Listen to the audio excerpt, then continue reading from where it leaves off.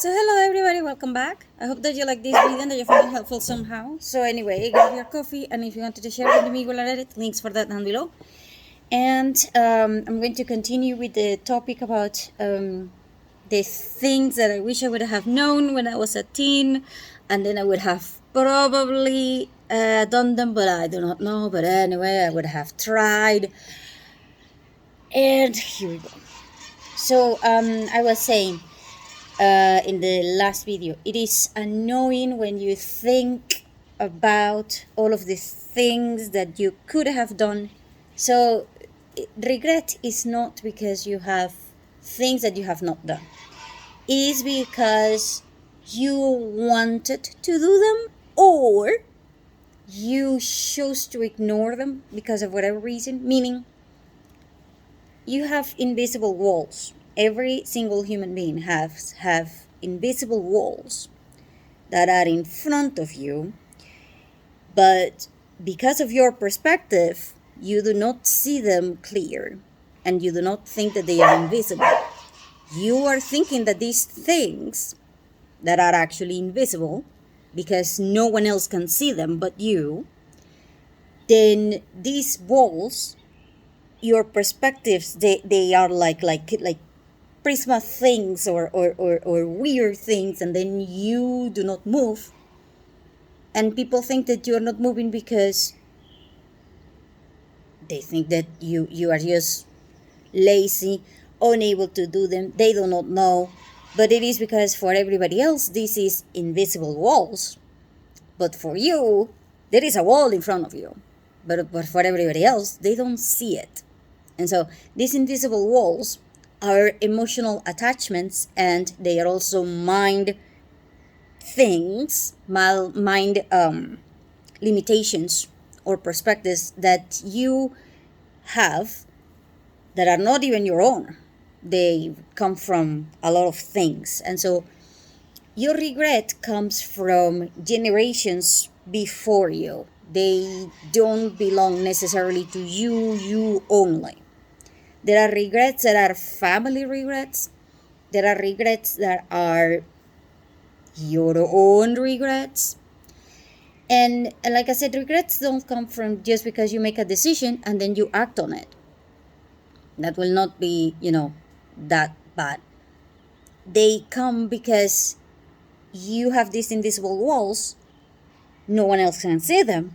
And then you compare yourself with other people that do not see these things, but you do. And then you're kind of like, he can do it or she can do it and I can't. They have a different type of invisible wall. And so for some people it might be kind of like, I can't write. For me, I'm like, what the hell do you mean you can't write? Writing is easy. Yeah. But for other people it's like, yeah. So for me, it's insane, the whole situation, because I didn't know that I was in different type to money. So this guy, the Japanese guy that I have mentioned, Ken something, Ken Honda, I can't remember. He asks you to take a test about what type of money relationship you have with wealth and all of these things, and I am in different type, meaning, yeah, I use it, but yeah. So basically, it goes also with your profession kind of thing. So I'm a teacher. Sometimes I find students that don't have money, and then I am supporting the students rather than me. So in different type, I use. But at the end of the day, during hard times, you can't be indifferent. And so, yeah, when it was, when I was a teen and I was working as a teacher, I didn't have problems with being indifferent to money because I had a lot of things and I didn't care. But now, me buying a pen, and so it's kind of harder, right? And so I'm trying to change that mindset, but it's okay. I'm working on it. And my regret about these things that are annoying are the ones that are related to discipline in terms of your body and in terms of you not knowing things. So I'm going to tell you several things that I have an invisible wall for my body. By the way, if you're a woman, 9 out of 10 you have this one. It's insane. We have issues with being fat, thin, short, whatever it is. But for women, it's way, way, way worse than it is for men. Okay? Because you as a man might be kind of like your body issues are not going to be necessarily the same as women. For men, it might be like you're too short. But for women, it's like you're too fat, you're too old, you're too weird, you're too, I don't know, white too, black too, whatever it is. And oh my God, it is insane. So it is annoying having this type of mindset in which you are fighting your own body all the time, for all the freaking time, just because you are a woman. And you are told that this is important because if you are not, perfect in terms of your body, then you will never have a man, you will never have money, you will never succeed, you will never be pretty, you will never, oh my God, the pressure that we as women face is annoying. It's beyond annoying. And so I didn't have this problem as deep as some of my girlfriends. Some of my girlfriends had issues that were like insane in terms of a lot of things. Sorry about that. I have issues with my dog. He is in the back of me, chasing birds and trying to eat them, despite the fact that I try to bring him chickens and a lot of other things. Bones from chickens when we eat chicken. It's insane with my dog. I mean, and so my girlfriends used to have a lot of problems. Most of them were like, I'm too fat, I'm too this, I'm too this. Me, I always had issues with my acne, so it was a topic. And so how would I have dealt with it? It would have been entirely different. Number one, I would have tried loving my body more. And I would have said something like, I do not care about what other people tell me that I should look like. Because here's the problem. People want you to be pretty. You want to be pretty. But their definition of pretty is not the same as your definition of pretty. So, being pretty or being handsome is your own perspective. And so, if you don't have a clear perspective on your own, you will be stray away and you will be in a position of having a lot of insanity, especially if you're a woman. Because let's see, there are people that like blonde people. There are those who like dark-skinned people. There are those who like Asian people. There are those who like tall people. There are those who like short people. There are those who are indifferent about your height. There are those who just look at a woman and they go kind of like, that woman is too thin, too thick. And some people like big breasts. Other people like big hips. Other people like big buttocks. I don't know. So, what do you like? And what do you want? Because you might be thinking, as a man, I'm too short. Yeah. Except that for some women, your height is irrelevant.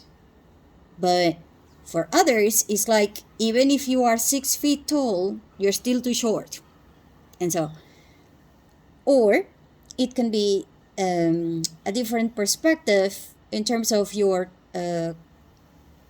contexture, meaning you're too thin or too fat, or your face structure and all of these things, which is important. So Having said that, then I would have asked myself, what do I consider to be pretty in me? Enhance that.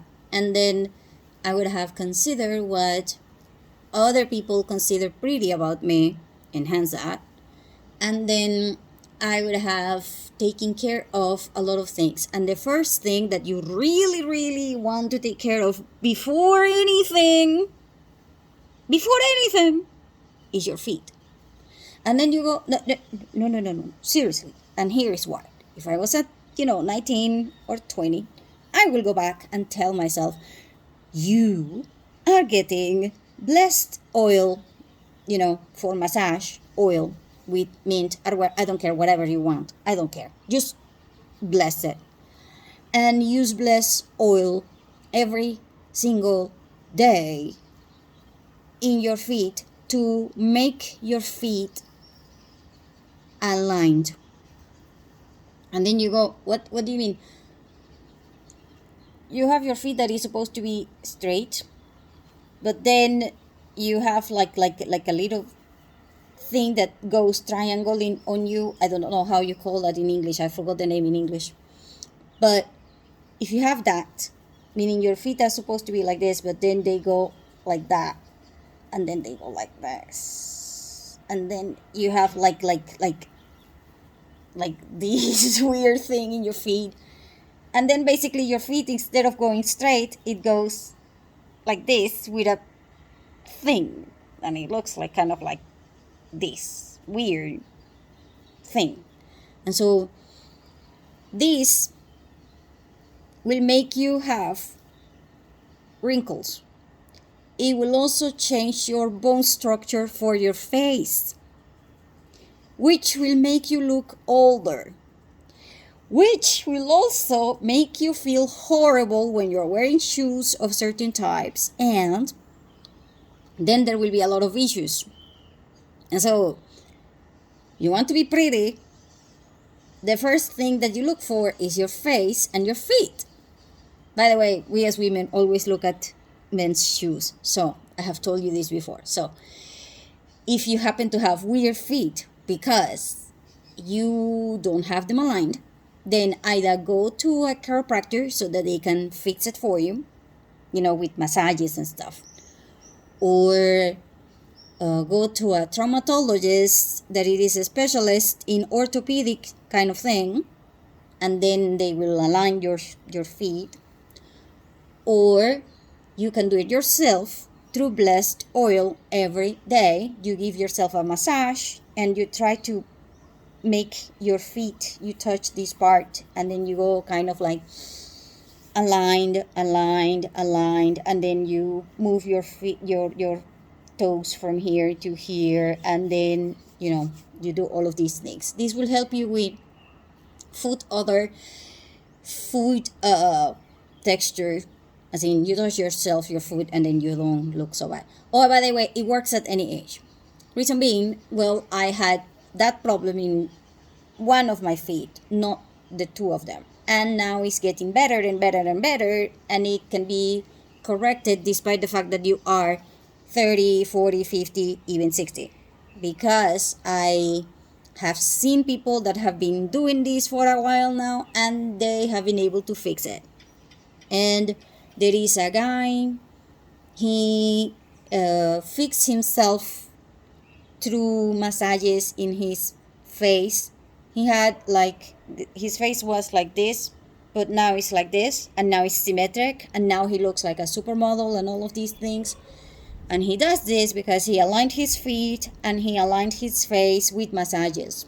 And so there is a lot of people out there that can show you videos on how to do face massage, how to do neck massage, how to do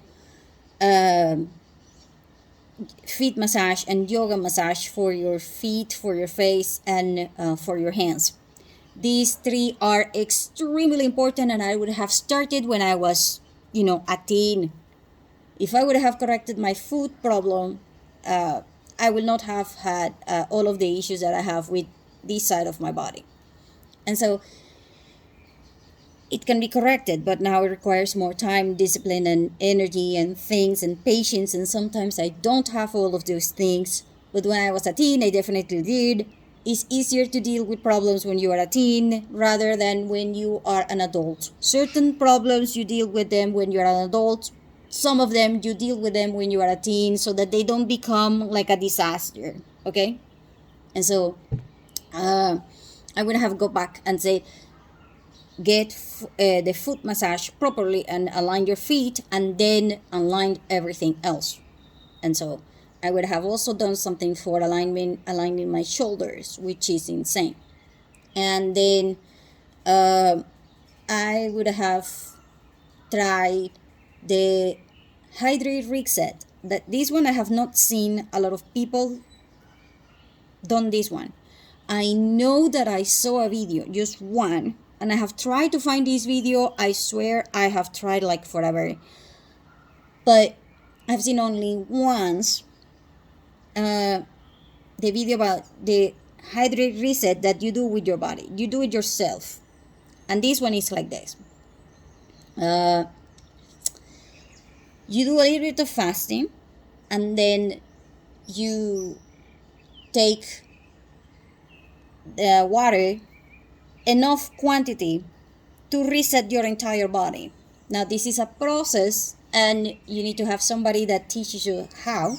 It's easy, it's extremely easy, and it's practically free. All you need is the 2 liters of water and a little bit of something for the flavor and something for multivitamins that are liquid, if you're going to use multivitamins that are liquid in that process.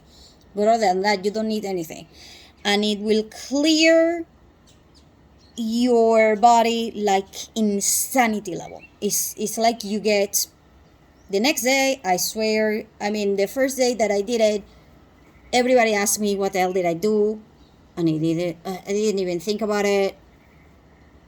I did it the second time, and then everybody else told me that, I did it when I was 20 something, and now I did it about, when my daughter was, like 3 or 4, so several years ago. And now I redid it, and it's insane. You will lose, if you have problems with sleeping, this will help you. If you have problems with you being tense, this will help you. If you have problems with just managing your energy, this will help you. You are supposed to do this once per year after you are 20. But if you want to do it every 6 months, you can also do it. It's not something that you're supposed to do daily. It's not something that you're supposed to do weekly. No, because it is just too much. It will drain. It's a reset. And when you reset your body to 0 or to levels that are not normal, then basically you can have a little bit of problems with nutrition and dehydration if you don't follow up. Meaning the next day you're supposed to have something with oils and things like this. Think about you cleaning your pipes in your house. If you clean your pipes in your house, you remove everything, right? Except that if the first thing that you do is, clog them all over, then you didn't do anything. So the first thing that you want to do is make them oily so that everything goes there slippery. And then it will not get clogged as horrible as before. And so you're supposed to have like a follow-up diet the next day that has a lot of olive oil and things like this that will help you, so that it's kind of like when you are a baby. When you're a baby, you're not supposed to be, eating a steak or something that will clog you all over, okay? And so that's kind of like the big deal about this video. And so it's important. You can do it yourself. Like I said, you don't need a doctor, you don't need anything. However, I do recommend that you ask a doctor if this is something that can work for you, because you might have conditions that are not proper for this reset. But other than that, just do it. I would have started when I was 20. and I would have continued. Because I did it once and I completely just forgot, didn't do it, and I didn't care. But oh my God, I would have done it every single year. Okay? And doing it once a year is not bad. It's just something that I wish I would have done. And I wish I would have done, like I said, the thing about my feet. And I wish that I would have known that you could also give yourself face massages and stuff like that. And I wish I would have known that you're supposed to eat things that contain copper, because your white hair is white because you don't consume copper. And then I'm like, it's not because of your age. You see, I started seeing white hair on me after I was 40 something. But now, I have friends who are 20, and they already have white hair. And I'm looking at them kind of like, what? And then they say it's hereditary, then they say it's age, then they said no. Take a look at the YouTube channels and you will see that it is because you lack copper. You lack copper and selenium, and your hair is falling. It's not because you're old, and it's not because you're stressed. It's because you lack the nutrients in your body. Now, lacking nutrients in your body has 3 causes. 1, you're not actually getting them. Meaning, okay, I don't eat anything with copper. How the hell am I going to get it? So that one is the first one. You need supplements. 2, you are taking them, but you are taking it with something that throws them away. So it's like, I put this in here, and then someone else comes, and then they take it, and then I'm going to take it, but then I go, what the? Like my dog. One time I served coffee to the gardener, and he was going to take it, but my dog stole the cup, and my dog drank the coffee. And then the dog went insane. Oh my God. Yeah, so that can happen in your body too, okay? So sometimes, for example, if you take too much zinc, which is important for your immune system and for everything else, you're taking zinc. Yeah, and then the zinc goes, get away, boom. And with copper, they go, I used to have a lot of zinc, and I didn't know. And so my copper went,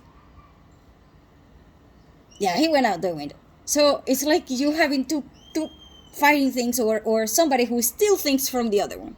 So that one can be frustrating, annoying, and when you find out that is actually what is happening, you will be kind of like me with the freaking dog after you realize that the dog actually drank the coffee. So yeah, kind of like that.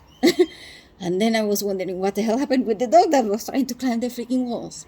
But anyway, so it can be like that. Or the third part is that you are so stressed that you are kicking things out.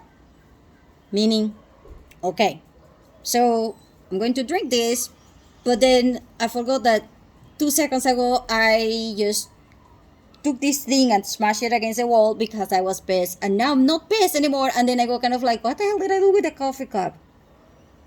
What the hell did I do? You will do a lot of things when you are stressed and you do not know. You will damage your relationships with other people. You will damage your brain in terms of your memory. So if you do things when you're angry, you will forget that you did them.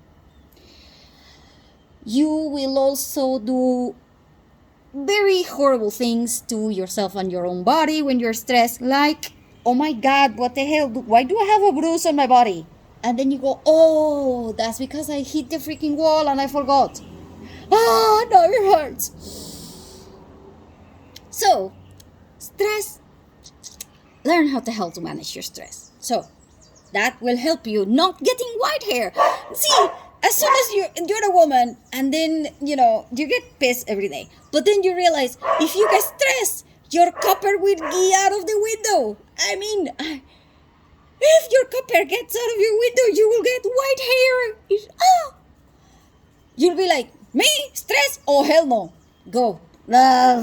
You will care less. I swear you will reduce your stress level like a half if you're thinking. Breathe, because if you're stressed, your hair will get white. And then you will go to men like this. Hey, what? Take the kids because you take the kids. If you have kids with them, because I know there is a lot of friction between men and women about dealing with the kids. But we as women are more annoying and more dominating and more, pissed and more like, do this, blah, blah, blah, blah. So, release this and say to the men, hey, you're the dad. Go. Go. I'm taking my coffee. And then take 5 minutes to reset. And then now your hair will continue to be the same color. I swear, I would have told myself something like that, because otherwise, oh my God, it is annoying. So take the pets, take whatever it is, and trust men to handle problems for you. Just trust men sometimes, I swear I would have said that to my mom, and I would have said that to a lot of, all of my girlfriends. Me, on the other hand, I get the opposite. My friends are always kind of like, are you alive? Are you there? Is your brain there? Because you are so freaking smart that sometimes I swear you are scary. But 99% of the time, I don't know if you are actually smart because you are in another galaxy, and I don't even know where the hell is that galaxy, and can I call you back? Because you're so relaxed that I don't care. It's frustrating, and then I'm like, right, are you alive? Right, are you?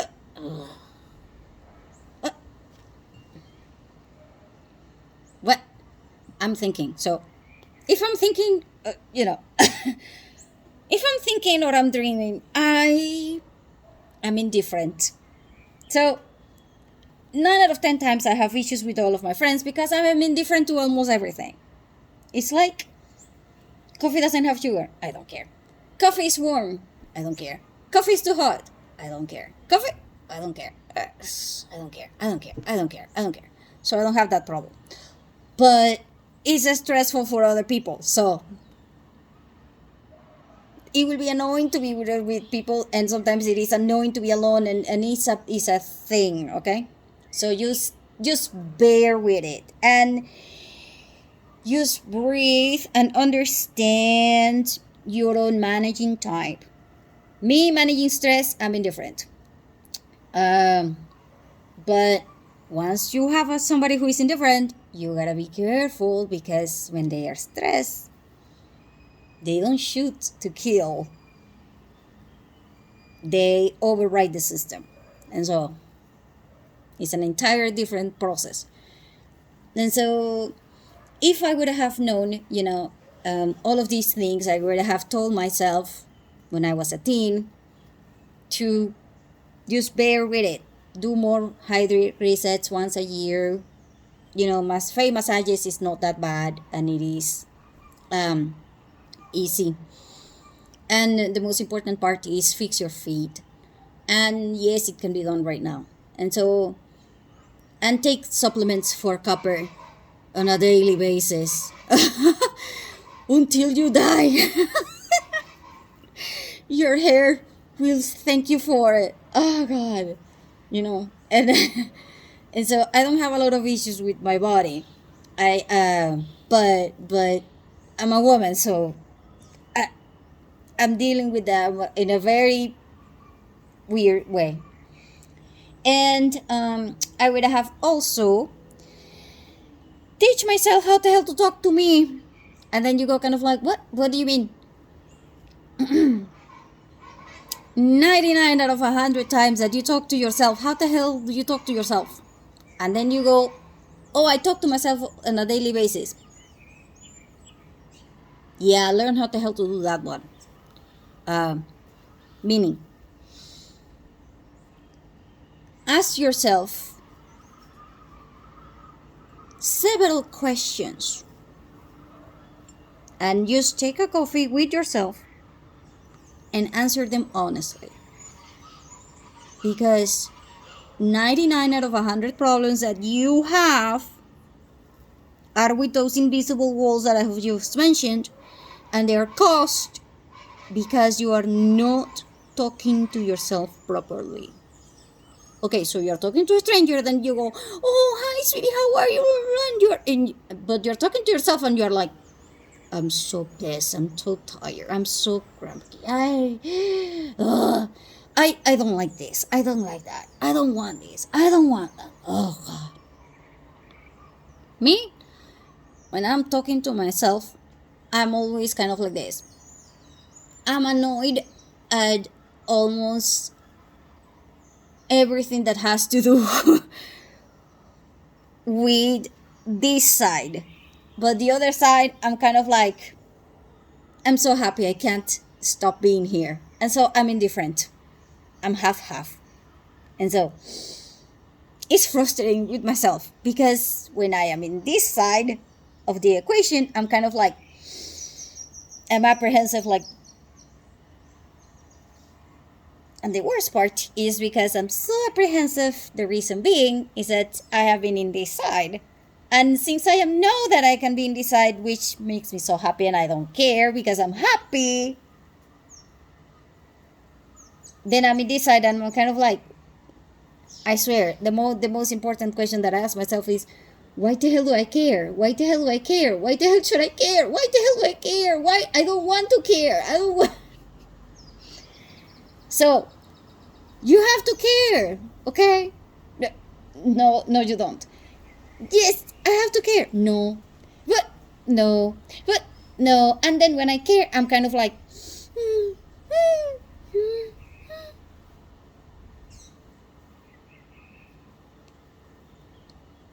because then I go kind of like, this side is perfect, this side is horrible, and so it's extreme for me. For other people, I swear I have seen my friends talking to themselves, and I don't even know how the hell. I just look at them and I'm asking, why do you care? Because why do you care? But why do you care? Because me? Why do I not care? And so learn how the hell to talk to yourself properly, the best that you can, because it's going to be annoying. When you have an honest conversation with yourself, you will find that you are frustrating.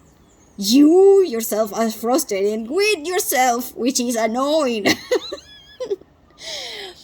But it will make you feel so much fun once you get through the first phase of you talking to yourself. I know it sounds crazy, but it works.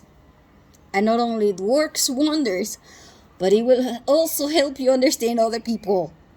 Because here's the thing, when you are in your invisible wall, you are thinking that everybody else has that invisible wall the same. And you will be frustrated and angry with them because it's like, you have eyes, you cannot see that.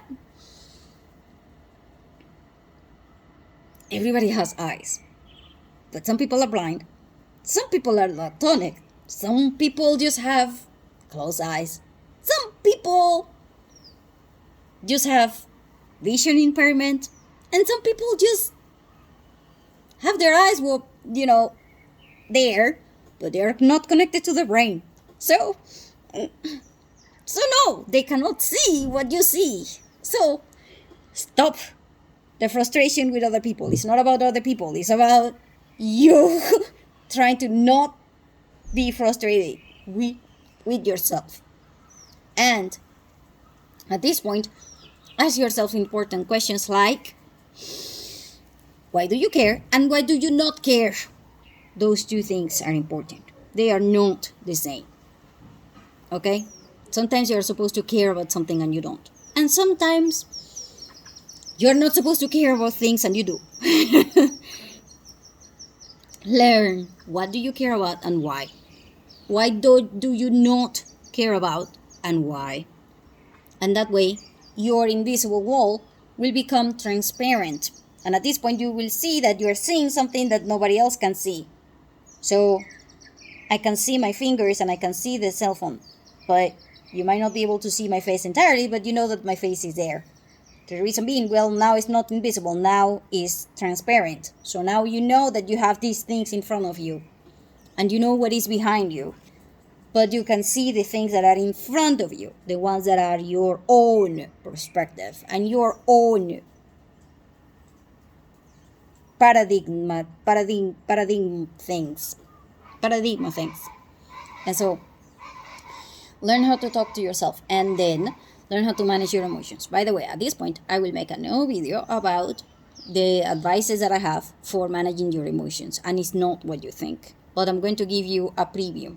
Number one, make your own bed daily. And then you go, just bear with me. I know, when you ask, why do we make the bed, and it's insane. Because there is a lot of things that I have just told you. We do them, but we do not ask, why do we care? Why do we do them? Why? Yeah.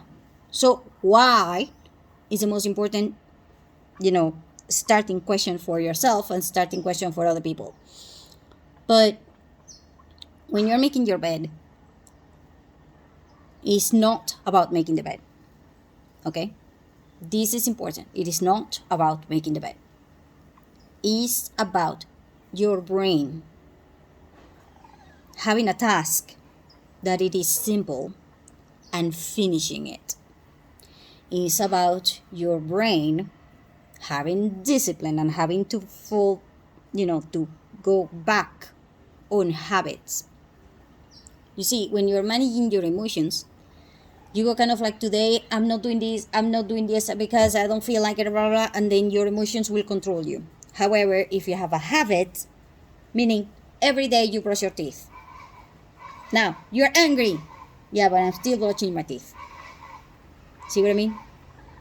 So you are accomplishing things while you are going through a lot of storms in your brain. So start by making your bed. If you make your bed on a daily basis for 40 days, it will become a habit. And then your brain, when you get up, will know that you can finish things. This will help you throughout your day because your brain doesn't have 40 things open at the same time. It will also help you with concentration because when you are going to make the bed, you gotta know, okay, is this Monday? See, some people go on Monday and they go, today is the day in which we change the sheets. So when was the last time that you changed the sheet? And when you're making your bed, you will learn to plan long term. Meaning, you slept there yesterday, but then you realize in the morning when you're making the bed, oh my God, the mattress is weird, so now I gotta flip the mattress. Oh, you're supposed to do that every 6 months. But when was the last time that you flip the mattress? See, now your brain will pick up things because when you're making the bed, your brain is not just programming whatever it is that you're thinking about your day. It is also programming new ways of patterns. And these patterns will be kind of like, I'm making the bed, but today I noticed that the mattress is not like that. Oh, I was supposed to flip the mattress. Today is Monday. I'm supposed to change the sheets. Time. I can do this. Oh. And then if you make the bed and sometimes you need a change of, at this point you will also understand several things. There is people that will put the nice part of the sheet to the outside And some people will put it to the inside because they want to be covered with the nice things, the nice flip side of the blanket, rather than going outside and having it so that it looks good. No, I want it to feel good, so I want it the other way. See what I mean? So not everybody will have the same way of making the bed. You're thinking everybody makes it? No, not everybody makes the bed the same way. Some people are military people. I swear they go kind of like millimetric.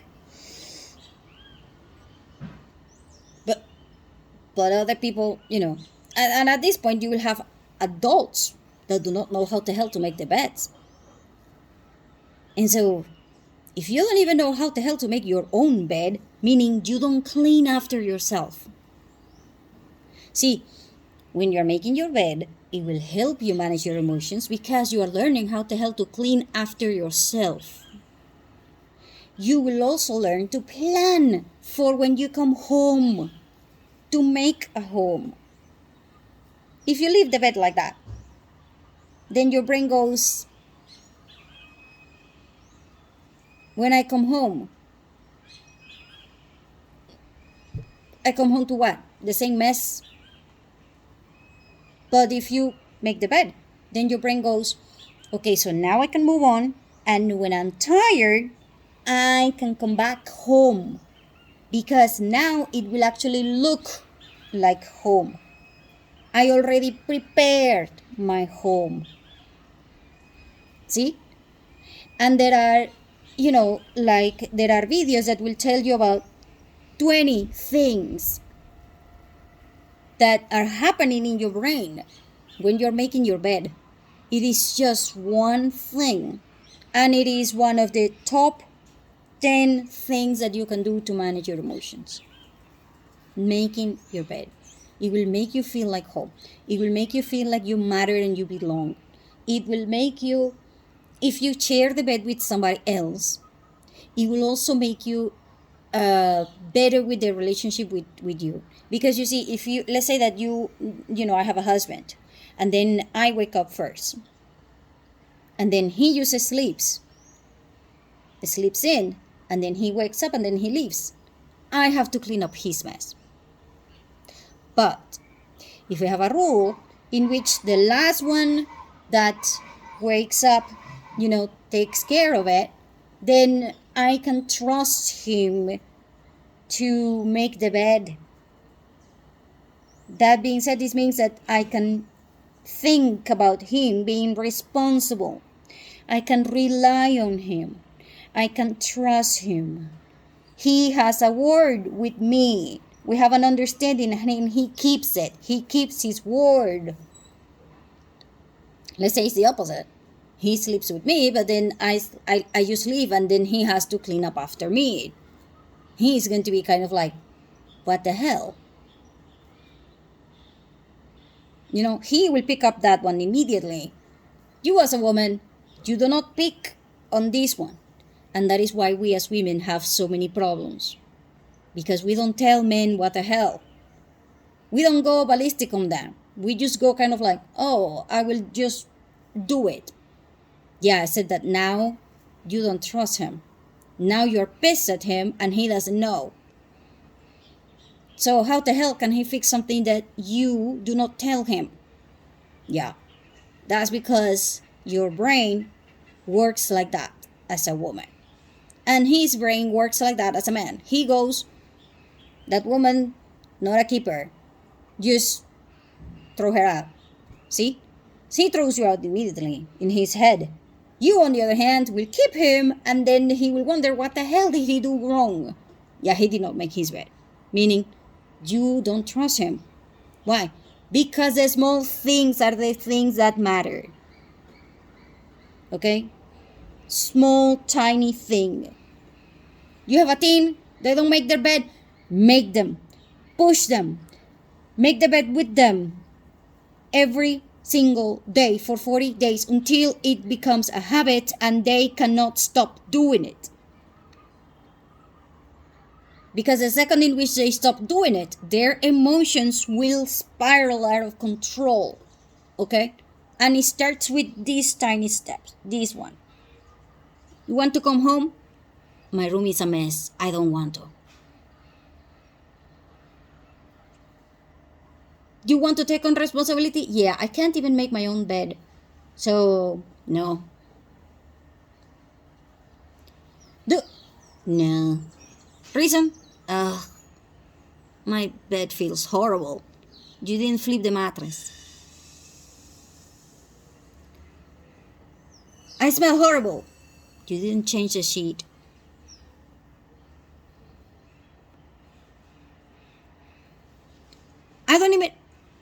You don't have the time in your head because you don't do this on a daily basis. You don't close the cycle. And so I'm trying to teach my daughter how the hell to make the bed every single day. And I'm having issues with that. If I was, going back in time and I will tell my students and I will tell everybody to freaking make the bed because it's bad making the bed, by the way. Because when you're making the bed, all of the things that were there are still there, and now you are making them be in a dark area, which means that certain bacteria and certain things can grow. So they have issues. At this point, when you're learning and you go to the next step in your brain that goes, why the hell do I make the bed? See, first you do it, and then you're kind of like, why the hell do I make the bed? Then you will understand that, okay, you are supposed to make the bed, but you're supposed to let it sink in the sun for a little while. This will teach you to breathe and understand timing. I have mentioned this before. Timing. You open the window, let the sun hit your bed for a few minutes. Wash your teeth, go do something else. But now your brain goes differently because you don't go get up, make the bed. Now you go open the window. Then, after the sun hits the bed, for a few minutes, you make the bed. Now it's different. Now when you come home, your bed actually feels refreshed. As opposed to the other time in which you didn't care about the window and now it looks good, it feels good, but it is not refreshed. Oh, you let the sun get in first thing. Why do you do that? Because you need it for the bed. See what I mean? So you're making your bed is extremely important. And I would have told myself, hey, learn. Because when you're making your bed, your brain is in a state. Also, making your bed is extremely important because when you wake up, in those 5 minutes after you wake up, your brain is in a different type of a state. It's not fully awake and it is not fully asleep either, which means that you are in the middle. You are like in a tunnel, and in this tunnel your brain is programming and it is actually running smoothly, running like a baby. No problems, no nothing. It's just experiencing and learning, and it will teach you a lot of things because then you will go automatically, okay, light, now refreshed, now this, and then you will start comparing other beds with yours. When you go into a house and you accidentally or on purpose go into another people's room, you will compare and then you go, oh, and your brain will start working better. If your brain starts working better, what the hell do you think happens with your emotions?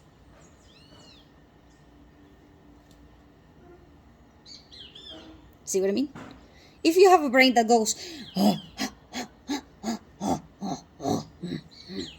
on you, what do you think happens with your emotions? So start by doing that one. So anyway, I hope that this was helpful somehow. And oh, by the way, I forgot. I have books in Gumroad if you wanted to take a look at those. And yeah, that's it.